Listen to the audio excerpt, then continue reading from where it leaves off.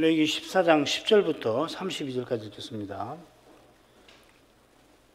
제8일에 그는 흠없는 어린 소양 둘과 1년 된 흠없는 어린 암양 하나와 또 고운 가루에바 10분 3회 기름 섞은 소재물과 기름 한 록을 취할 것이요 정결케 하는 제상은 정결함을 받을 자와 그 물건들을 회막문 여호와 앞에 두고 어린 수양 하나를 취하여 기름 한 록과 아울러 속건제로 들이되 여호와 앞에 흔들어 요제를 삼고 그 어린 수양은 거룩한 장소 곧 속죄제와 번제 희생 잡는 곳에서 잡을 것이며 속건 제물은 속죄 제물과 일례로 제상에게 돌릴지니 이는 지극히 거룩한 것이니라.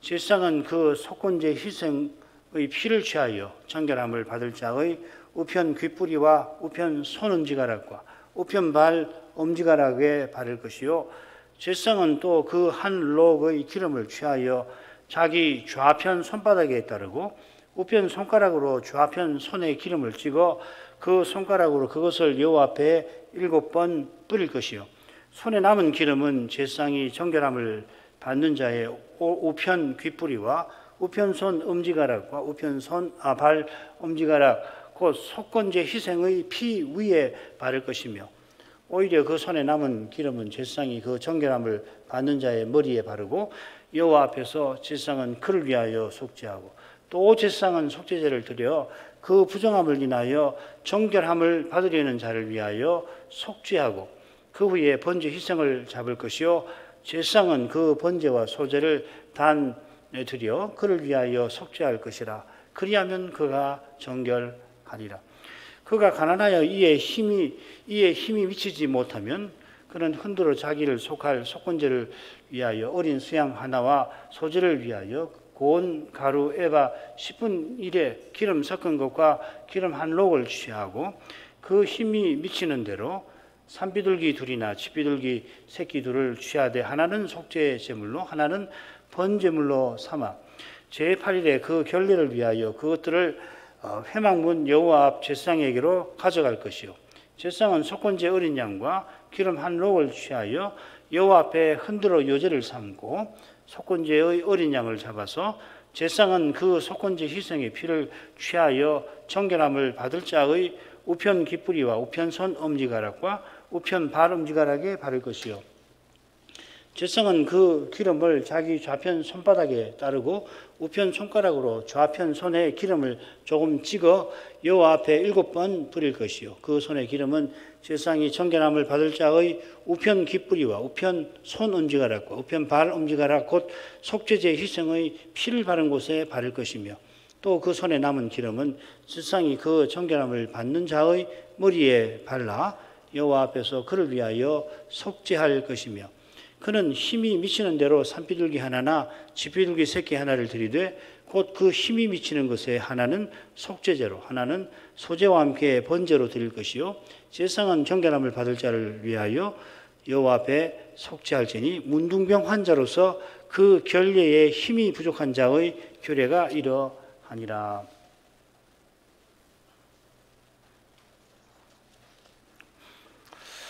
문둥병 환자가 여호와의 사랑을 받아 병에서 나으면은 그는 성막 제사에 나아가기 위하여서 정결 예식을 밟습니다. 둘로 이루어지죠. 정결례가 병에서 나은 첫째 주간에 행하는 절차가 있고 이 절차를 거치고 제8일에 드리는 제사들입니다.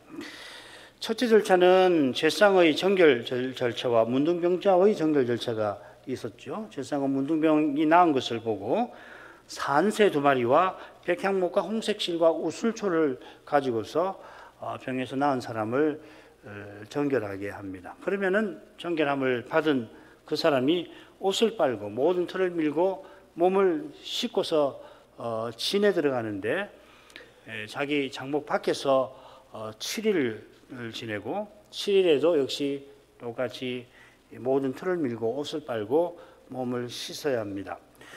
둘째 절차는 제8일에 성막에서 이루어지죠. 제사를 드리니까. 제상이 정결함을 받을 자를 위하여 4가지 제사를 드리게 됩니다. 지난 시간에 그가 준비하는 예물, 그가 드리는 제사의 종류를 간단히 살피었고요. 이어서 이제 네 가지 제사가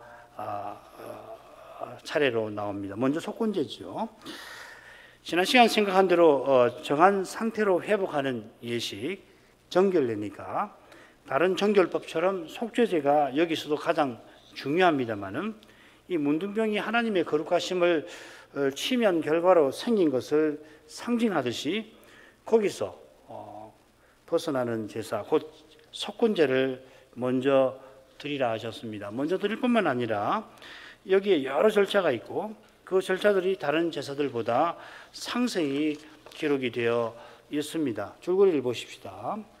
12절은 준비인데 요제로 속건제 순양하고 이 기름 한 록을 요제로 드리는 겁니다. 그 다음에 이제 13절에 속건제 수양을 드리는데 특별히 이 응식을 제사장에게 돌리라 하십니다. 그리고 14절에는 이제 속건제 피를 제사장이 취해서 잘 아시는 대로 정결함을 받을 짝의 오른 귓불이 오른손 엄지가락, 오른발 엄지가락에 바릅니다. 그런 다음에는 이 요제의 기름을 취해서 여호와 앞에 7번 뿌립니다. 그리고 그 다음에 이 요제의 기름을 앞서와 똑같은 위치에 오른 귓불이 오른손 엄지가락, 오른발 엄지가락에 그 피 위에 바르라 하셨습니다. 그리고 이제 남은 기름이 있는데 그 손에 남은 기름을 이마에다가 바르게 하고 그래서 제사장은 그를 위하여 속죄하라 이렇게 되어 있습니다. 밑에 나오는 설명은 이미 다 드렸으니까 이 절차를 보면은 대제사장 임직식에서 화목제 드리는 절차와 아주 비슷합니다. 이 도표를 보시면은 문둥병 정결 제사 속건제, 속죄제, 번제, 소제는 이 번제와 늘 붙어 있습니다. 같이 드립니다. 대제사장 위임식은 보면 번제, 속죄제, 화목제 이렇게 되어 있습니다. 그래서 제물들이 나와 있는 제물들은 조금 다릅니다. 그 요제가 두 위임식에 화목제 요제가 있는 것처럼 지금 이 문둥병 정결 예식에도 요제가 나오고 특별히 이제 그 피나 기름을 이 정결함을 받을 자 대제사장의 오른 귓불이 오른 손 엄지가락, 오른발 엄지가락에 바르죠. 이건 이 두 경우에는 이런 경우가 없지요, 그죠? 참고로 이 나실인 서약을 했는데 호련히 누가 곁에서 죽으면 서운한 기간이 이제 무효가 돼가지고 새로 서약을 하지 않습니까? 그때 제사 드리는 종류가 이 문둥병 정결식하고 똑같습니다. 번제, 속죄제, 속건제 이렇게 되어 있는데 그러나 이 문둥병 정결례보다는 간단하죠. 이것도 굉장히 복잡한 제사 제도고 대제사장 임직식과 비슷하면서도 조금 더 간소합니다. 마찬가지로 나실인 그 서원을 마쳤을 때도 드리는데 그때는 번제, 속죄제, 화목제 이거는 그 제사장 임직식하고 똑같으죠, 그죠? 제서약할 때는 이 문둥병 정결례하고 그 종류가 같고 그다음 서원을 무사히 완료한 다음에 드리는 제사는 대제사장 임직식하고 종류가 같습니다. 이 말씀 드리는 건 뭐냐면 이 세 가지 이 정결 그 제사가 공통점을 갖고 있습니다. 이 무슨 의미인가? 나실인 서원의 의미는 뭔가? 문둥병에서 나와서 정결례를 하도록 하신 그 뜻이 뭔가? 이런 유사성에서 찾아볼 수가 있겠다 하는 거죠. 이미 뭐 다 들으신 거니까 뭘 말씀드리려고 하는 거 요지를 알고 계실 줄 압니다. 자, 12절로 가십시다. 어린 수양 하나를 취하여 기름 한 록과 아울러 속건제로 드리되 여호와 앞에 흔들어 요제를 삼고. 지난 시간 10절 11절에 정결함을 받을 사람이 예물을 가져오면은 제사장이 그 사람과 예물을 여호와 앞에 회막에 세우는 겁니다. 자, 그런 다음에 제사장이 거기서 이제 예물을 앞에 두었으니까 어린 수약 순양 하나 하고 기름 한 록을 드린다 했습니다. 이 드린다는 말은 뭐냐면 가까이 가져온다는 말입니다. 예. 한 록은 대략 1.5리터쯤 됩니다. 상당한 양이죠, 그죠? 제사장이 속건제 어린 순양과 기름 한 록을 취하여 가까이 가져와서는 먼저 제사장이 여호와께 요제를 드립니다. 지금 12절에서는 제사장이 요제를 드린다 우리가 짐작을 하게 되지만은 아예 24절에서는 제사장이 요제를 드린다고 되어 있습니다. 요제는 거제와 함께 여호와께 자원하여 드리는 그런 뜻을 담은 제사지요. 거제는 제사장이나 11제 경우에는 레위인에게 가져다 드리는 방식으로, 요제는 거기 이제 행위가 붙어 있는 거죠. 들었다 놨다 하면서 여호와께 드리는 겁니다. 속건제는 속죄제와 함께 강제적 성격을 갖습니다. 심각한 부정의 상태에 떨어졌다가 회복되면은 반드시 속죄제를 드려야 합니다. 아무리 멀리 살아도 그 예물을 가지고 속죄제를 드리듯이 속건제는 가령 모르고서 성물을 만진 경우에 거기서 벗어나기 위하여서는 반드시 드려야 하는 거죠. 안 드리면은 어떻게 되냐면 쫓겨나는 겁니다. 혹은 하나님께 직접 처벌하시든지 하십니다. 그런데 지금 문둥병의 속건제는 아울러 자원하여 드리는 성격을 지니게 하시는 겁니다. 이게 아주 중요한 점입니다. 이건 속건제의 피와 기름을 뿌리고 바르는 데서 잘 드러나게 될 겁니다. 아울러 대제사장 임직식에서 요제로 드릴 경우에는 화목제의 특정 부위를 드리죠. 아론이 우편 뒷다리를 요제로 드리고 모세는 가슴을 드렸습니다. 여기서는 어린 순양 전체를 요제로 드립니다. 게다가 정결함을 받을 자가 자기가 제사를 드리는 건데 그 사람이 요제로 드리는 게 아니라 제사 맡은 제사장이 요제를 드려요. 굉장히 특이한 겁니다. 이것은 이 속건제가 그저 정결함을 받을 자를 정결한 상태로 회복시키는 것만 아니라는 걸 암시하는 겁니다. 필시 이 속건제가 제사장 임직식의 화목제와 흡사한 것과 붙어 있습니다. 어쩌면은 정결함을 받을 사람이 앞으로 대제사장의 심정과 태도로 살아가게 하신 그 목적과 붙어 있는 거 아닐까. 그래서 제사장들을 요제로 드리게 하신 게 아닌가. 저는 그렇게 이번에 생각을 해보았습니다. 좀 이따가 이 제사장에 관해서는 또 말씀을 드릴 게 있습니다. 13절, 그 어린 순양은 거룩한 장소고 속죄제와 번제 희생 잡는 곳에서 잡을 것이며 속건제물은 속죄제물과 일례로 제사장에게 돌릴지니 이는 지극히 거룩한 것이니라. 이어서 제사장은 속건제 순양을 잡습니다. 죽여서 피를 흘리는 것을 가리키죠. 이 속건제 희생을 주기 위해서 피를 받는 곳을 뭐라고 했냐면 속죄제와 번제 희생을 잡는 곳이라 부릅니다. 이건 뭐 당연히 이 거룩한 장소, 번제단 북편이죠, 그죠? 거기서 희생을 잡거든요. 이것을 그런데 속죄제와 번제 희생을 잡는 곳, 번제 희생도 아니고 속죄제와 번제 희생을 잡는 곳이라고 부릅니다. 이건 아주 의도적이에요. 그건 뭐냐면 속건제에 이어서 이 속죄제와 번제를 드리는 것을 암시하는 것이죠, 그죠? 속건제 희생을 속죄제와 번제처럼 이 번제단 북편에서 잡는 이유가 이어서 나옵니다. 속건 제물은 속죄 제물과 일례로 제사장에게 돌리게 하신 그 사실입니다. 여호와께서 번제를 제외하고서는 다른 4가지 제사를 받으신 다음에 남은 고기나 소제물을 제사장에게 주시죠, 그죠?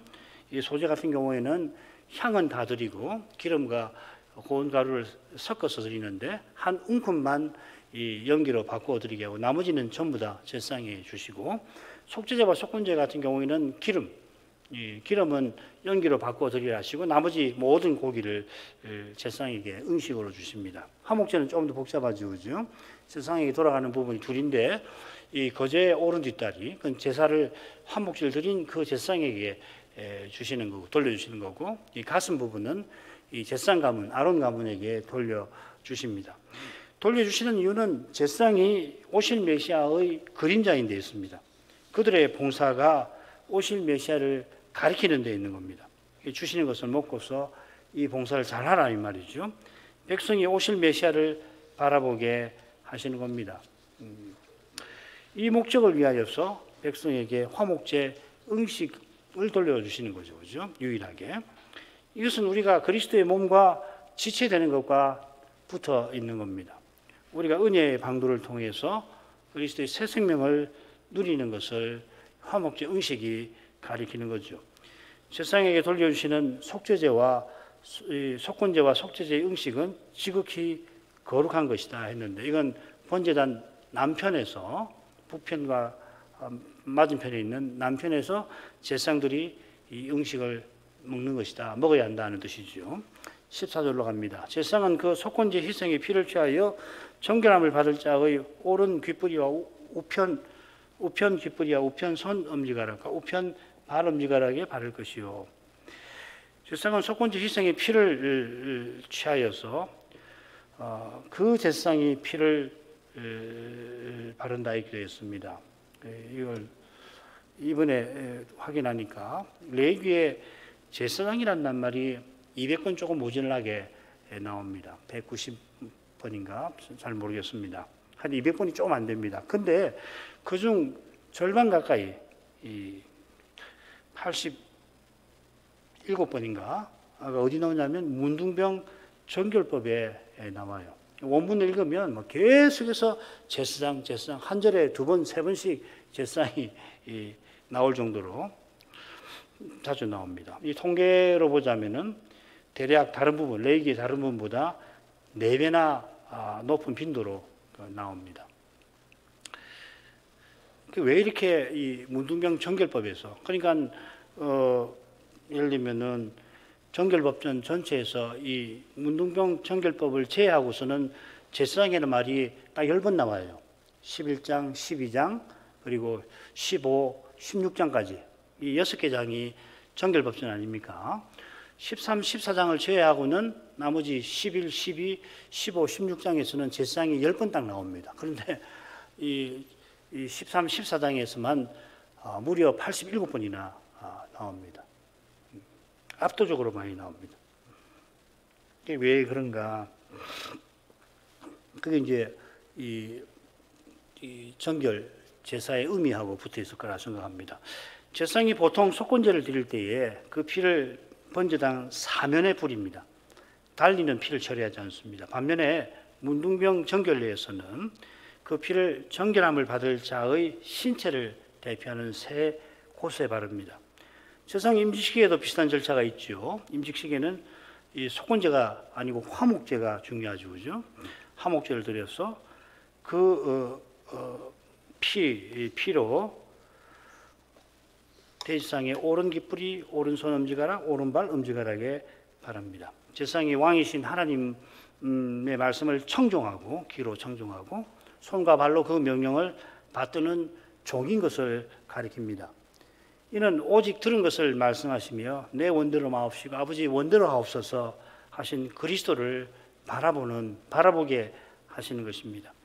제사장만 아니라 일반 백성도 똑같이 그리스도의 속죄가 절실한 것처럼 누구든지 그리스도를 본받아야 거룩한 사명을 받드는 겁니다. 문둥병자가 백성 중에서 가장 부정한 상태에 있었는데 그런 상태에 있으면서 누구보다 오실 메시아를 바라보도록 하신 겁니다. 이런 거룩한 뜻이 대지상 임직식에 맞먹는 정결례를 세우신 데 잘 드러납니다. 엄격하게 비교해 보면은 임직식보다 더 힘듭니다. 사실은 더 복잡합니다.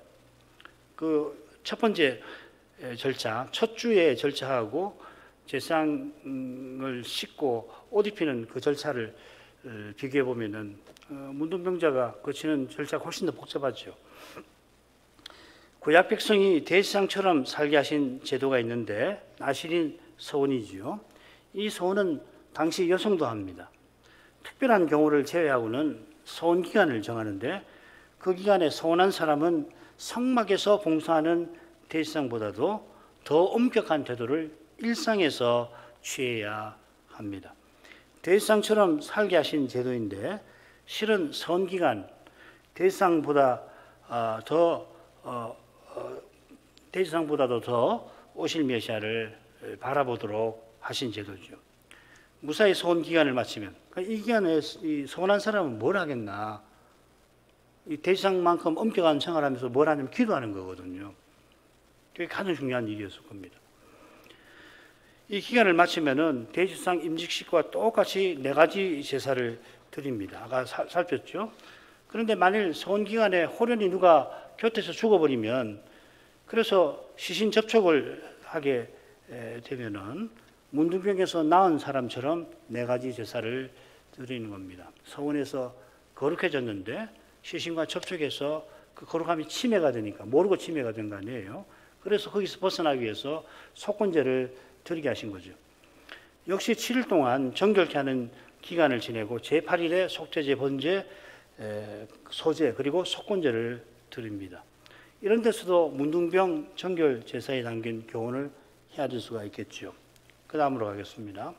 15, 16절. 제사장은 또 그 한 록의 기름을 취하여 자기 좌편 손바닥에 따르고 우편 손가락으로 좌편 손에 기름을 찍어 그 손가락으로 그것을 여호와 앞에 7번 뿌릴 것이요. 원문에 제사장이란 말이 나온 것을 제가 가로 안에 넣어 놨습니다.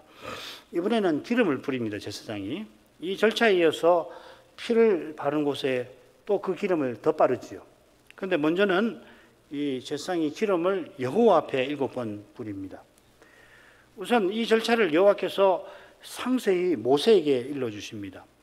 2절에 그 제사장이 3번이나 나옵니다.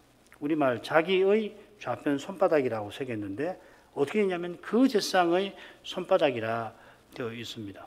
번역대로 하자면은 이걸 살려서 하면 좀 이상해요. 제사장은 또 그 한 록의 기름을 취하여 그 제사장의 좌편 손바닥에 따르고, 이렇게 번역을 하면 어색하시죠, 그죠?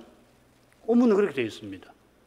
그러니까 제사장을 마치 객관적으로 그렇게 묘사를 좀 하고 있는 겁니다. 이 거룩한 예식에서 어떤 하나님이 쓰시는 수단처럼 표현을 해놓은 겁니다. 제사장이 임직질 때에 화목제 희생의 피를 오른손 엄지가락에 바르는데 그 오른손으로 기름을 그 그릇에 담겨 있겠죠. 제사장의 좌편 손바닥에 따릅니다. 요컨대 제사장의 좌편 손이 성막의 그릇처럼 됩니다. 제가 읽기는 그런 식으로 묘사를 하고 있는 것 같아요.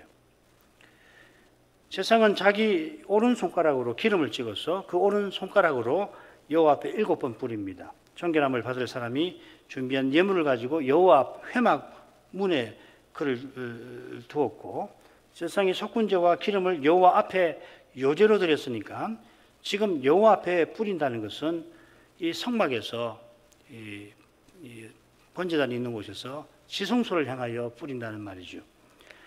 대속죄일에 7번 뿌리는, 피를 7번 뿌리는 곳들을 보면 여호와께 나가는 통로를 정결케 하는 것이었죠. 비슷하게 지금 기름을 여호와 앞에 뿌리는 것도 정결함을 받을 자가 여호와 앞에 나아가게 하려는 겁니다. 바로 이 점이 피가 아니라 기름을 뿌려 성결하게 하는 데서도 나타나고 있습니다. 7번 뿌리는 것은 온전함을 얻는다. 히브리서에서 말하는 온전함을 얻는 것, 그것을 상징하는 거겠죠. 온전함은 하늘의 하나님께 영원히 나아가는 것을 히브리서에서 가리킵니다. 이 온전함은 순념소의 피나 암송아지의 제로는 넣지 못합니다. 오직 영원한 대제사장으로 계시는 그리스도의 보혈과 또 그분의 기도로 되는 것입니다. 이번 주일에 이제 주님의 이 기도에 대해서 우리가 이 점과 관련해 생각을 하게 될 겁니다. 14장 17절, 손에 남은 기름은 제사장이 정결함을 받는 자의 오른 깃뿌리와 우편 깃뿌리와 우편 손 엄지가락과 우편 발 엄지가락, 곧 속건제 희생의 피 위에 바를 것이며, 이어서 제사장은 남은 기름, 손에 남은 겁니다. 좌편 손에 남은 기름을 정결함을 받을 자의 신체에 바릅니다. 그곳은 속건제 희생의 피를 바른 우편 깃뿌리, 오른손 엄지가락, 오른발 엄지가락입니다. 기름을 바르는데 그냥 바른다고 하지 않고 속건제 희생의 피 위에 바르라고 지시하시죠. 조금 전에 생각한 대로 피를 바르는 것이 정결하게 하는 것이라면 기름을 바르는 것은 성결하게 하는 겁니다. 여호와 앞에 기름을 7번 뿌려서 여호와께 나아가는 길을 성결하게 하는 것처럼 여호와께 나아가는 언약 백성도 그리 하는 것입니다. 이 성결함이 여호와 하나님과 교제하는 것을 뜻합니다. 반면에 정결함은 이 교제에 나아가는 조건을 갖추는 것입니다. 이런 점에서 정결함은 우리가 믿음으로 받는 의롭다 하심을 상징하는 거고, 성결함은 거룩하게 하시는 은혜를 상징하는 겁니다. 정결함이 의롭다 하심을 상징하는 거지, 정결함이 의롭다 하심 자체는 아니죠. 역으로 부정한 상태에 들어갔다고 죄 지은 것이 아니라는 겁니다. 그 자체가 곧 희생의 피가 그리스도의 십자가를 가리키는 그림자인 것과 같은 그 관계가 정결함과 의롭다 하심, 성결함과 거룩하게 하심, 이 사이에 있는 거죠. 그죠? 요걸 잘 알아야 이 구약을 어떻게 읽어야 하는지, 구약에서 어떻게 그리스도를 발견할 수 있는지를 내 도움이 되겠죠. 자, 18절로 갑니다. 오히려 그 손에 남은 기름은 제사장이 그 정결함을 받는 자의 머리에 바르고 여호와 앞에서 제사장은 그를 위하여 속죄하고, 오히려 그 손에 남은 기름이라고 하는 것은 15절에 잡힌 손바닥에 따른 그 기름이죠. 그죠? 7번 뿌리고 또 이 신체 속옷에 바르고 남은 겁니다. 여기도 그 손이 아니라 그 제사장의 손바닥이라고 되어 있습니다. 이 성막에 쓰는 그릇처럼 표시하고 있습니다. 오른손가락으로 여호와 앞에 7번 뿌리고 이어 정결함을 받을 자의 신체에 바르고 남은 겁니다. 제사장의 손바닥에 남은 기름을 이번에는 정결함을 받을 자의 머리에 바릅니다. 이 바른다라고 하는 건 오른 깃뿌리, 오른손 엄지가락, 또 오른발 엄지가락에 기름 바를 때 쓴 바로 그 표현입니다. 이번에도 머리에 붓는 것 아니고 바른다고 했습니다. 여기 머리에 했으니까 우리는 붓는가 생각하는데 바르는 겁니다. 한 유대인 주석가, 아마 레이기에 관해서는 이분의 주석을 능가하는 주석이 없다고 평가를 받는 그분 책을 보니까 이집트 예식을 근거로 삼아서 기름 바르는 곳이 이마라고 해석하고, 이건 저는 이마는 맞는 것 같아요. 그리고 다른 근동문헌을 인용하여서 이거는 종의 해방을 가리킨다, 그렇게 해석을 해놨습니다. 성경 예식에 담긴 뜻을 알려고 고대 근동의 문화를 참조하는 것이야 잘못이라고 할 것은 없습니다만은, 고대 근동의 문화에 담긴 의미까지를 성경 예식에다가 집어넣어 있는 것은 옳지 않은 겁니다. 우리가 앞서 문문병 정결 제사들이 대제사장 임직식이나 나시린 서원식과 비슷한 점을 주목한 것처럼 머리, 이마에 기름을 바르는 뜻도 성경에서 찾는 게 좋아요.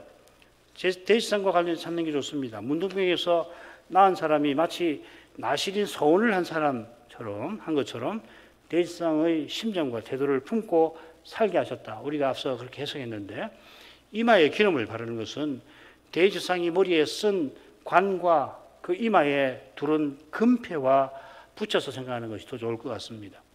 금패에 뭐라고 쓰냐면 여호와께 성결이라고 쓰라고 했죠. 그리고 이 패가 아론의 이마에 늘 있으므로, 항상 있으므로 그 성물을 여호와께서 받으시게 되리라 하셨습니다. 비슷하게 정결함을 받을 자의 이마, 정결케 하는 기름을 바르게 하신 것도 그가 제사 드릴 때에 여호와께서 받아주겠다 약속하신 것이라, 이렇게 새겨야 올 것입니다. 특별히 이 이마라고 하는 것은 저주와 관련되는 거죠. 그죠? 이마에 땀이 흘려야 먹을 것을 얻게 되리라. 그 저주를 가리는 것이거든요. 그 저주를 가려야 여호와께 나아갈 수 있는 거 아니에요? 그런 다음에 제사장은 여호와 앞에서 그를 위하여 속죄하라 하셨습니다. 이는 속건제 희생의 피를 번제단 주위에 뿌리는 것을 가리킵니다. 피를 뿌린 다음에는 희생의 기름을 단위에 올려가지고서 연기 바꾸는 절차를 밟는데, 이건 다 빠져있죠. 그죠? 이런 절차를 다 밟았을 텐데 생략을 했습니다. 속건제의 의미에 초점을 두고 거기에 관심을 집중하려고 이런 건 다 빼버린 겁니다. 자, 19절 20절로 가죠. 또 제사장은 속죄제를 드려 그 부정함을 인하여 정결함을 받으려는 자를 위하여 속죄하고 그 후에 번제 희생을 잡을 것이요, 제사장은 그 번제와 소제를 단에 드려 그를 위하여 속죄할 것이라. 그리하면 그가 정결하리라. 이번에 속죄제를 이어서 드립니다. 속죄 드리는 목적이 잘 드러나 있습니다. 그 부정함을 인하여 정결함을 받으려는 자를 위하여. 이게 목적이죠. 그죠? 세상이 속죄하는 겁니다. 문둥이 병에 걸리면은 부정하다 공적으로 선언하게 하셨습니다. 문둥병은 가장 심각한 부정을 일으킵니다. 이게 그의 부정함입니다. 이 부정의 상태에서 그는 성막제사에 나아가지 못했습니다. 그래, 성막에 나가려면 먼저 병에서 나아야 하고 또 정결례를 반드시 밟아야 합니다. 이 정결례 중에 속건제가 가장 길긴 합니다만은 속죄제가 정결례의 핵심입니다. 이것은 속죄한다 하는 뜻이기도 합니다. 속건제 마지막에도 이 속한다는 말, 기페르란 말인데 나왔습니다. 희생의 피를 발라서 성막을 더럽힌 오염을 제거한다 하는 뜻입니다. 정결함은 이스라엘 진에 속해서 성막제사에 나아갈 수 있는 조건입니다. 성막제사는 무엇보다도 이스라엘을 구속하신 하나님이 자기 소유를 삼아 거룩한 사명 주신 것을 가리킵니다. 그걸 대표적으로 보여주는 것이 번제요, 소제이죠. 번제는 이스라엘이 자기 전부를 드리는 거고 소제는 자기 삶 전체를 드리는 것입니다. 그런데 번제와 소제에도 속죄의 절차가 있죠. 피를 처리하는 절차가 있어서 그를 위하여 속죄할 것이라 합니다. 이것을 지적하시는 것은 그리하면 그가 정결하리라 하신 것과 붙어 있습니다. 가장 심각한 부정 상태에 있던 그를 이제 언약 백성 중에 속하게 하겠다, 살게 하겠다 하신 것입니다. 통상적 절차에 이어서 가난한 자를 위한 절차가 나옵니다. 세 부분으로 역시 이루어집니다. 겹치는 부분이 대단히 많은데 겹치지 않은 내용을 중점으로 간단히 보십시다. 21절부터 23절 읽겠습니다. 그가 가난하여 이에 힘이 미치지 못하면 그는 흔들어 자기를 속할 속건제를 위하여 어린 수양 하나와 소제를 위하여 고운 가루 에바 10분의 1의 기름 섞은 것과 기름 한 록을 취하고 그 힘이 미치는 대로 산비둘기 둘이나 쥐비둘기 새끼 둘을 취하되 하나는 속죄제물로 하나는 번제물로 삼아 제8일에 그 결례를 위하여 그것들을 회막문 여호와 앞 제사장에게로 가져갈 것이요. 여기 흔들어 있는데 요제로 이 말입니다. 그가 가난하여 이에 힘이 미치지 못하면 그 힘이 미치는 대로 한 것처럼 통상적 절차를 제대로 감당할 수 없는 이들을 위해서 여호와께서 감당할 수 있는 길을 내신 겁니다. 통상적 절차는 어린 순양 둘, 어린 암양 하나, 고운 가루 10분의 3, 기름 한 록인데 가난한 자를 위한 절차는 소제로는 고운 가루가 10분의 1로 줄고 3분의 1 줄죠. 속죄제와 번제로 어린 순양과 어린 암양 대신 산비둘기 둘, 쥐비둘기 새끼 둘로 바뀝니다. 속건제 어린 순양과 기름 한 록은 두 절차 모두 똑같습니다. 속죄제의 경우를 보면 어린 암양을 드리지 못하는 사람을 위해서 비둘기를 드리게 하고 비둘기조차 드리지 못하면 이 보리가루를 드리게 하시죠. 그때 드리는 분량도 10분의 1입니다. 에바 10분의 1입니다. 속죄제를 드려야 할 경우에 반드시 드리라 하신 것입니다. 이것이 바로 여호와께서 내게 나올 때에 빈손으로 나오지 말아라 하신 것과 붙어 있는 겁니다. 여호와께 나아가려면 반드시 여호와께서 내신 길로 나오라 하신 겁니다. 여호와께서 정하신 예물이나 제물이 바로 그 길인데 그 예물과 제물을 하나님이 먼저 주시지요. 이를 위하여서 가나안에서 기업의 땅을 주신 겁니다. 같은 뜻이 통상적 절차를 감당하지 못하는 이들을 위해 내신 절차에 담겨 있는 겁니다. 속건제를 위하여는 어린 순양 하나와 기름 한 록을 똑같이 준비하라 하십니다. 이건 문둥병이 가장 심각한 부정의 상태인 것과 붙어 있습니다. 문둥병이 여호와의 거룩하심을 침해한 사람을 여호와께 치신 그 결과를 가리키기 때문에 상징하기 때문에 속건제는 속죄제다 소제와 달리 그 예물을 똑같이 준비하게 하신 것 같습니다. 달리 표현하면 여호와의 거룩하심을 침해하는 죄가 그만큼 심각하다 하는 뜻일 겁니다. 인생이 허물과 죄로 죽은 상태도 심각합니다만은 하나님을 대적하는 태도는 더 그렇습니다. 이 배도와 관련되는 것이죠, 그렇죠? 그 다음에 속건제, 속죄제, 번제, 소제 있는데 읽지 않겠습니다. 똑같습니다. 거의 같습니다. 번역이 조금 이 앞에 부분과 뒤에 부분이 다르게 되어 있지 원문으로 보면 거의 비슷합니다. 마지막 나온 대로 통상적 절차도 똑같이 문둥병 환자로서 그 결례, 그의 정결함을 위한 것입니다. 이 결례에 담긴 교훈은 앞서 살핀 대로 문둥병에서 나은 이가 대지상의 심정과 태도로 살게 하시는 겁니다. 대지상처럼 오실 메시아와 하나님 나라를 바라보며 살아가는 겁니다. 구약은 주님이 말씀하신 것처럼 오실 메시아에 대하여 증거합니다. 그래서 구약도 신약처럼 영생 얻는 줄로 생각하고 상고할 성경입니다. 레위기도 로마서처럼 복음을 전하는 겁니다. 그만하죠. 기도 제목 간단히 읽겠습니다. 문둥병 정결례를 위한 제사들은 제사장 임직식과 맞먹을 만큼 드리는 제사도 많고 밟는 절차도 독특합니다. 게다가 임직식의 핵심 내용과 흡사하기까지 합니다. 나시린 서원과 제서원을 위한 제사도 대지상의 임직식과 아주 비슷합니다만은 문둥병 정결례만큼은 아닙니다. 나시린 서원을 위한 제사가 제사장 임직식과 비슷한 데는 나시린이 대지상처럼 살게 하신 것과 붙어 있죠. 그런 점에서 문둥병에서 낳은 사람이 밟는 두 차례의 정결 절차가 대지상의 임직식보다도 어떤 의미에서는 복잡한 이 사실은 퍽 흥미롭습니다.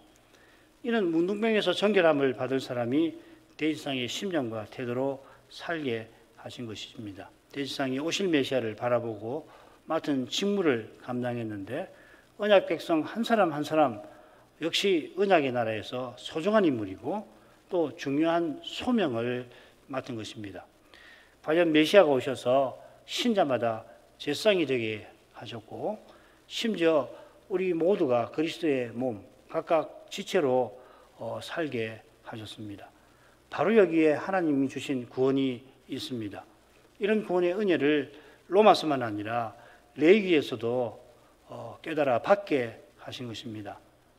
우리가 늘 이 은혜를 구할 것입니다. 신학교와 신학생들 위해서 같이 기도해 주십시오. 같이 기도하겠습니다.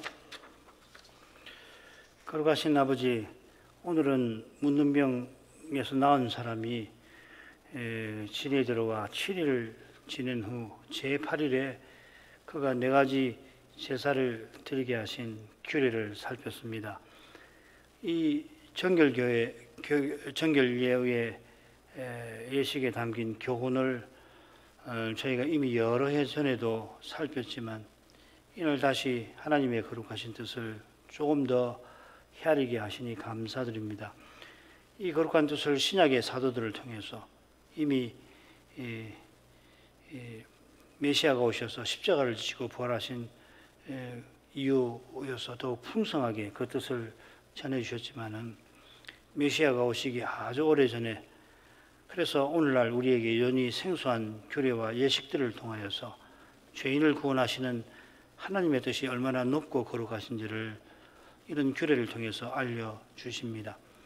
문둥병이 여전히 정확히 무엇인지를 알지 못하듯이 문둥병 정결법을 내리신 뜻도 저희로서 여전히 알지 못하는 부분이 있긴 하지만은 문둥병에서 그러나 낫게 하신 그 사람이 이 정결예의 예를 통해서 어떠한 심정과 태도로 그가 남은 생애를 살아가게 하셨는지를 그 뜻을 모를 수가 없습니다. 이것은 모든 성경이 그리스도를 증거하는 그 사실과도 붙어 있을 것입니다. 무릇 하나님께서 타락한 인생에게 말씀을 해주시는 목적이 그리스도를 통하여 죄인을 구원하시는 거기에 있는 줄로 압니다. 우리 하나님께서는 낙원에서 배도한 아담과 하와를 심판하시는 그 자리에서 이 놀라운 구원을 약속하셨습니다. 하와가 뱀과 그릇된 친구 사이가 되었기 때문에 그 친구 관계를 정지하시고 허물어 버리셨는데 그래 하실 때에 인생을 태초에 창조하신 그 뜻을 하나님 형상대로 지어서 성자처럼 성부를 가까이 하게 하신 그 뜻을 이루려 하셨습니다. 그 뜻을 옛 언약 백성에게 일깨우시려고 문둥병을 특별히 심각한 부정의 상태로 지정을 하셨고, 그처럼 그 병에서 나은 이가 대지상의 임직식과 맞먹는 정결 예식을 밟게 하셨습니다. 그가 첫 주간에 지내야 하는 정결 절차까지를 고려한다면 어쩌면은 정결함을 받을 이 사람이 밟는 그 절차가 대지상 임직식보다도 더 복잡한 면도 있습니다. 구약 율법에서 이처럼 복잡한 규례와 절차가 달리였고, 이에 견줄 만한 것을 굳이 든다면은 나실인 서원을 완료할 때 그 서원이 무효가 되어서 다시 서원할 때를 들 수가 있겠지만은 대지상의 임직식보다는 덜한 줄 압니다. 나실인 서원을 하게 하신 듯이 당시 여성이라도 일상생활에서 대지상보다 더 철저하게 오실 메시아를 바라보도록 하나님께 기도하게 하신 데 있듯이 문둥병 정결례도 동일한 거룩한 뜻이 담겨 있습니다. 이 뜻을 바울은 로마서에서 길고도 심오하게 상세하게 전하고 있습니다. 이제 성신께서 그리스도의 영으로 우리 안에 영원히 내주해 주셔서 아버지 우편에 계시는 그리스도께서 성신으로 이제 우리 안에 사신 바 되어서 우리가 성신과 말씀으로 그리스도를 드러내며 살아가게 하십니다. 장차는 우리를 그리스도와 같아지게 하셔서 영원히 하나님을 가까이 하되 성자께서 성신 안에서 성부를 대하듯이 그렇게 저희가 하나님을 영원히 다가가게 하실 것입니다. 이런 거룩한 뜻을 오래전에 예언약 백성에게 보이신 하나님은 실로 거룩하시고 하나님의 지혜도 그러하십니다. 이 거룩한 영광을 저희가 구약 성경에서도 보게 해 주시옵소서.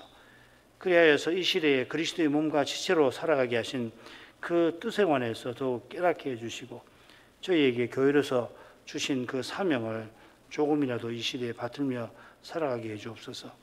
성신님 감화해 주셔서 이 주의 말씀을 순전하게 전하고 받게 해주시옵소서. 겸손히 은혜를 구하는 이에게 주님께서는 틀림없이 은혜를 허락하시는 줄 압니다.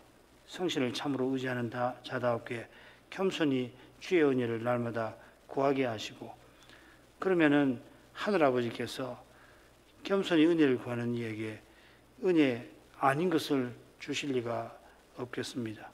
은혜를 구하라 하신 아버지께서 구하는 자에게 틀림없이 하나님 말씀을 깨닫는 은혜를 그 교회에 내려주실 줄 믿습니다. 예수님 이름으로 기도합니다.